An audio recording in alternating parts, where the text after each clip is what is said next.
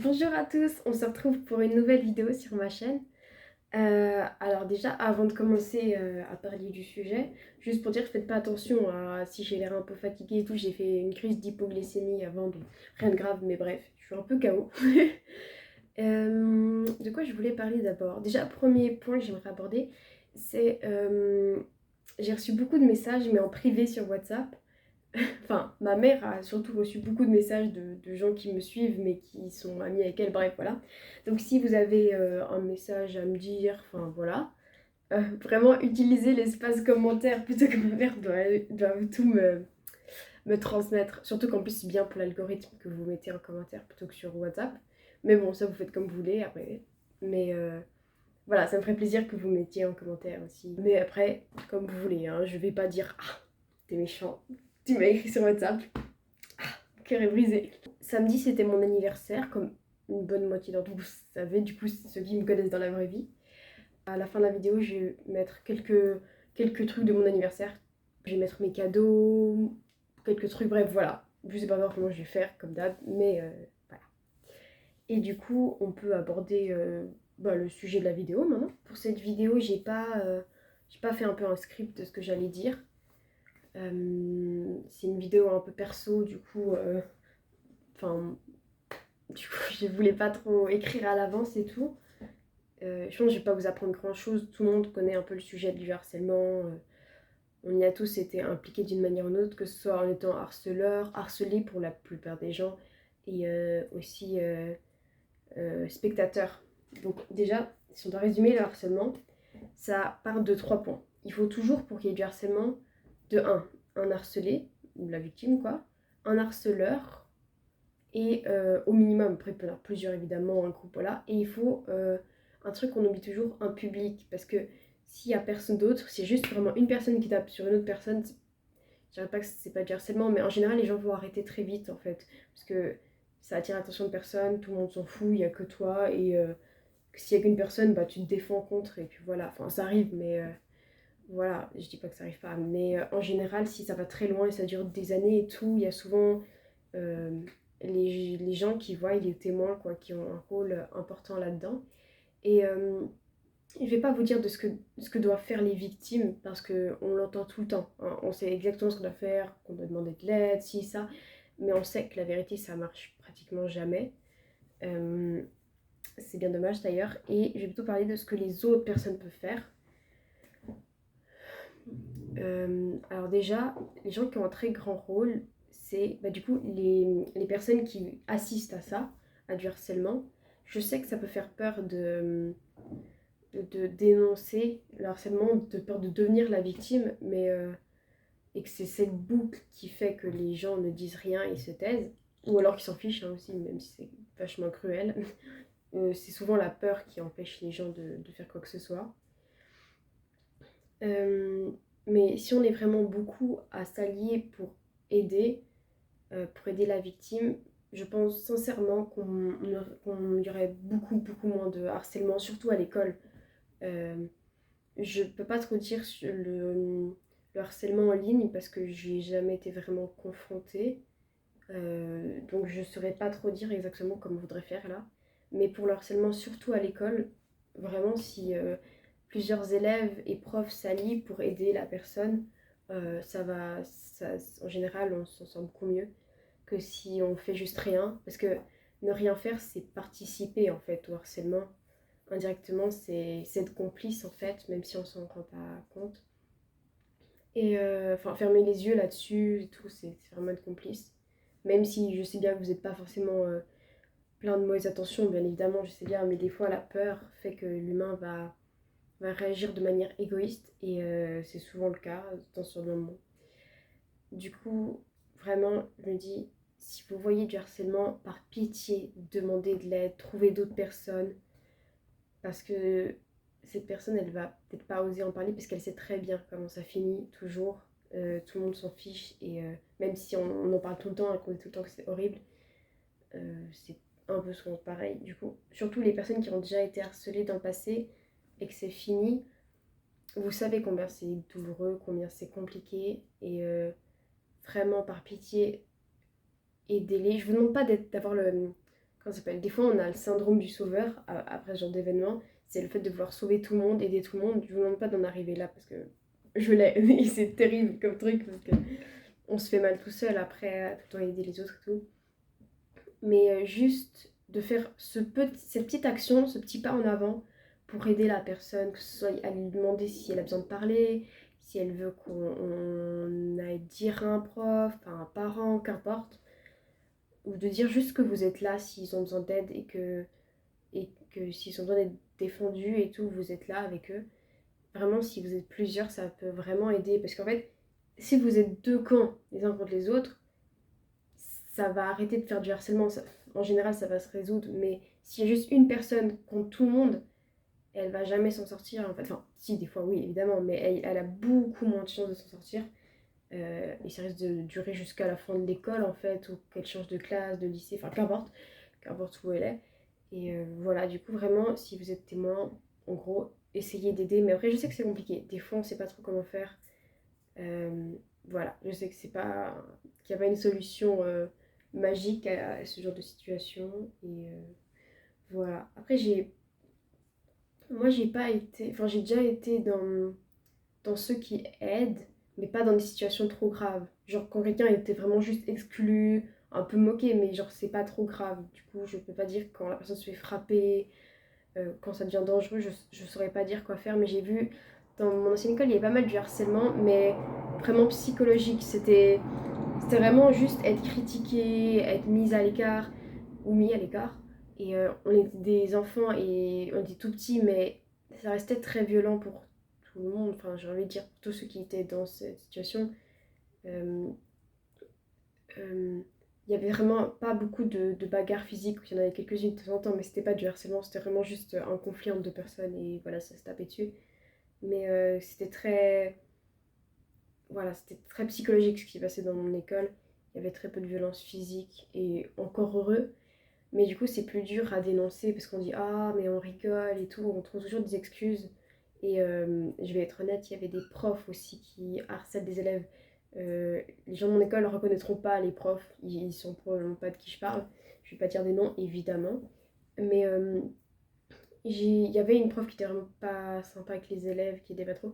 Et il y en a une qui. Enfin, moi j'ai été harcelée en tout cas, mais vraiment rien de grave. Enfin, le harcèlement est toujours grave, évidemment, mais c'était pas un level très très haut. On m'a pas frappé, enfin, pas que je me souvienne, parce que je m'en souviens pas très bien, il faut dire la vérité. Ma mémoire s'est un peu effacée sur cette partie, un peu pour me protéger en fait, voilà. Mais j'étais vraiment beaucoup exclue, un petit peu moquée, un peu tous ces petits trucs comme ça, et t'es tout le temps seule quand il faut faire par exemple des travaux de groupe, tu vas courir pour chercher quelqu'un qui voudrait faire avec toi et t'as beau supplier, tes potes choisiront quelqu'un d'autre. Enfin, t'étais le dernier choix de tout le monde. À la gym, t'es le dernier choisi, on râle quand t'es dans leur équipe alors que t'es pas plus mauvais que quelqu'un d'autre. Enfin voilà, un petit peu parce que justement, tu peux pas t'entraîner parce que personne t'aide à jouer avec eux. Enfin, du coup, voilà. Ouais, t'es cette personne qui est le moins aimée de la classe. Enfin, tu sais que t'es un peu voilà, tu te sens pas intégré, tu te sens pas bien. Et t'es cette personne, par exemple, qui, si tu t'arrêtes pour faire ton lacet, les gens vont partir sans remarquer que t'es plus là. Et c'est un peu tout le temps pendant des années. Et on te critique sur plein de trucs. Et juste parce que t'es différente. Par exemple, moi, j'étais une fille qui lisait beaucoup de livres et qui aime beaucoup les chevaux. Et on m'embêtait un peu avec ça, quoi. Après, je peux pas dire à quel point, parce que comme j'ai dit, j'ai une mini amnésie, enfin, rien de très grave, mais je peux pas très bien dire ce qui m'est arrivé un peu. Mais je sais que mes parents ont beaucoup fait pour m'aider, et ça c'est génial, mais les profs sont pas allés dans notre sens, l'école nous a pas aidés. Du coup, évidemment, on va nulle part sans l'école, sans les profs et tout. Mais une fois, je pourrais demander à mes parents d'en parler, parce que du coup, eux, ils s'en souviennent mieux que moi, vu qu'eux, ils sont pas enfin, ils sont témoins de ce qui est arrivé et du coup ils sont pas aussi traumatisés que moi. Parce que même si c'était pas un harcèlement très fort, pour moi, enfant très sensible, parce qu'il faut savoir que je suis hypersensible et tout, et je l'ai vécu peut-être 3 fois plus fort que certaines personnes le vivraient. Et ça a quand même été dur pour moi, le rejet et tout. Maintenant, j'ai un peu la peine à me faire des amis dans le sens où je vais me dire qu'ils vont choisir quelqu'un d'autre à la place de moi, qu'ils vont me remplacer. Quand je suis arrivée au gymnase, du coup en première année de gymnase et que tout le monde était nouveau, j'ai pas essayé de me faire des amis. Je me suis exclue toute seule. Genre, alors que personne savait mon passé, personne savait si, si j'avais été harcelée ou pas, si j'avais été harceleur ou pas, personne ne le savait, et pourtant j'ai quand même pas voulu avoir des amis. Il y a des filles qui sont venues me voir, qui sont très gentilles d'ailleurs, et j'aurais pu m'intégrer à leur groupe d'amis, et je ne l'ai pas fait de moi-même. Et, et ça, c'est un peu des séquelles du harcèlement. Enfin, beaucoup aussi de personnes harcelées, des années après, vont commencer à des... Moi, j'ai un trouble anxieux généralisé, j'ai plein de trucs comme ça. Je suis très stressée tout le temps. D'ailleurs, ça me crée des problèmes de santé, comme le fait de ne plus manger, d'avoir de l'eczéma un peu partout sur mes doigts. Ça se voit pas là, mais enfin, je sais pas si on le voit. On voit pas trop là. Là, ça va. Ça a bien guéri.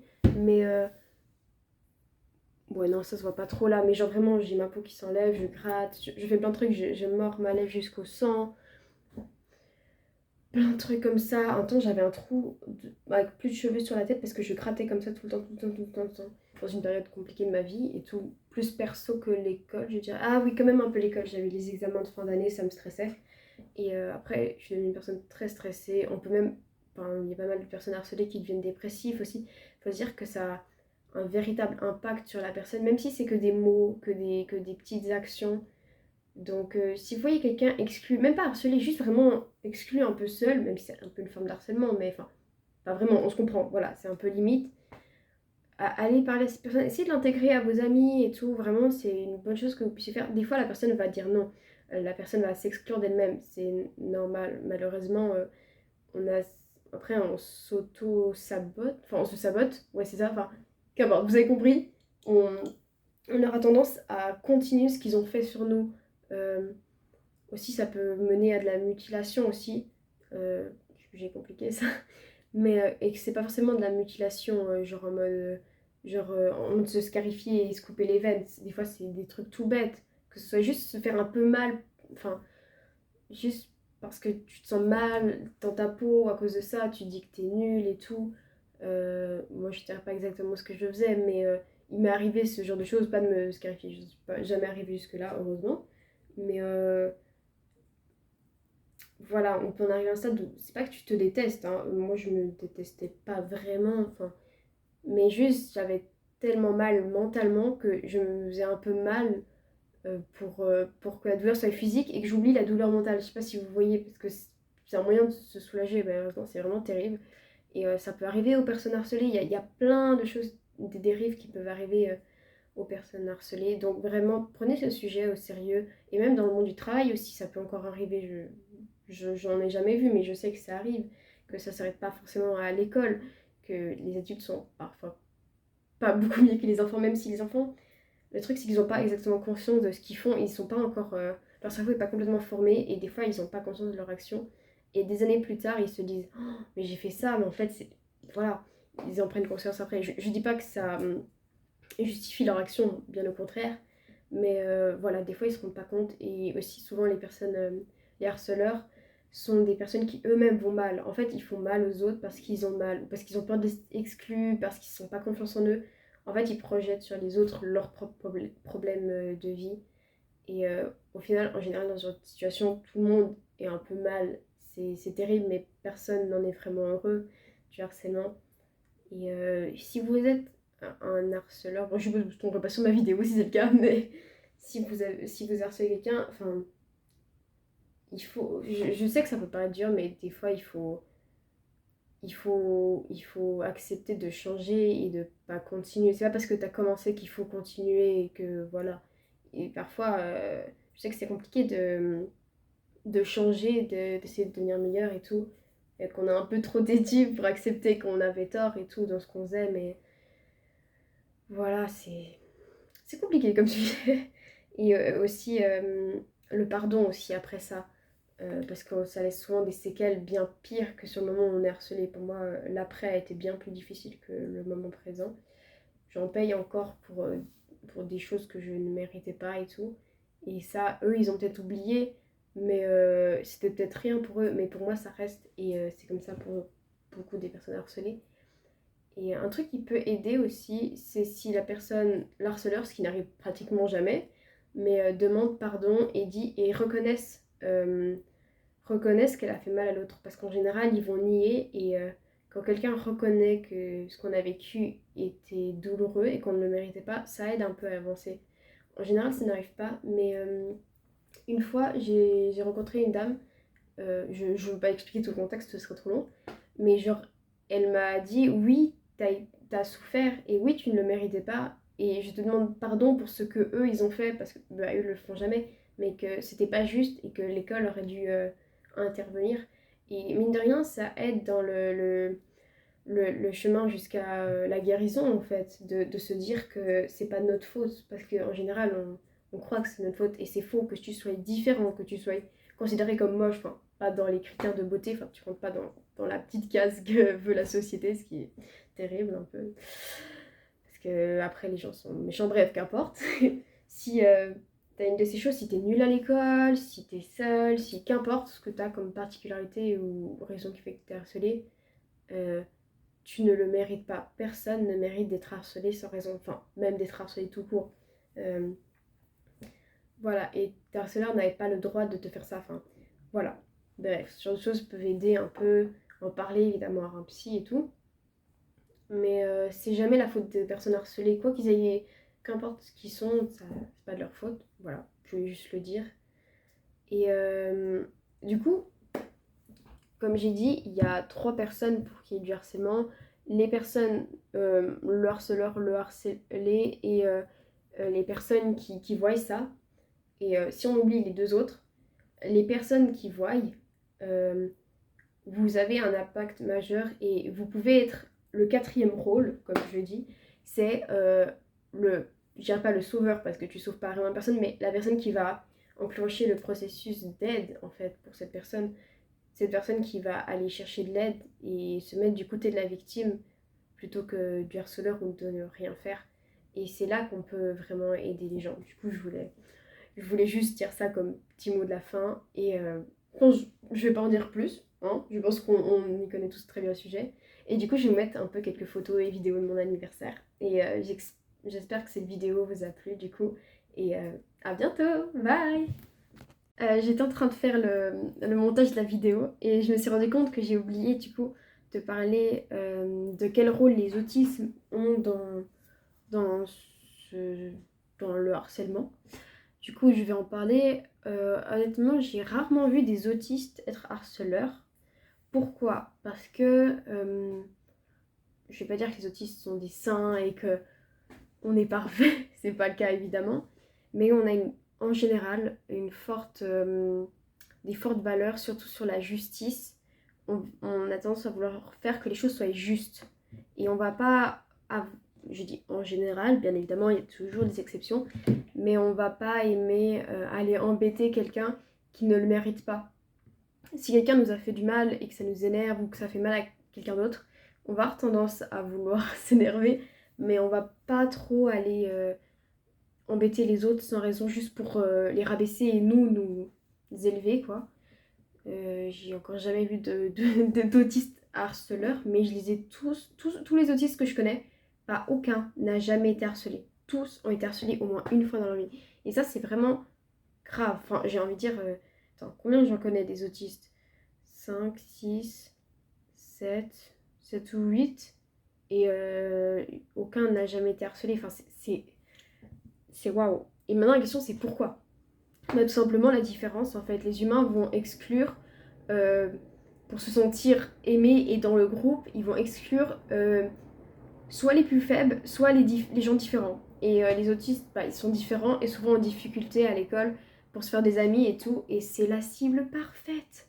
C'est terrible, mais on est la cible parfaite, en fait. Genre, t'es là, différent, un peu perdu, à faire tout différemment.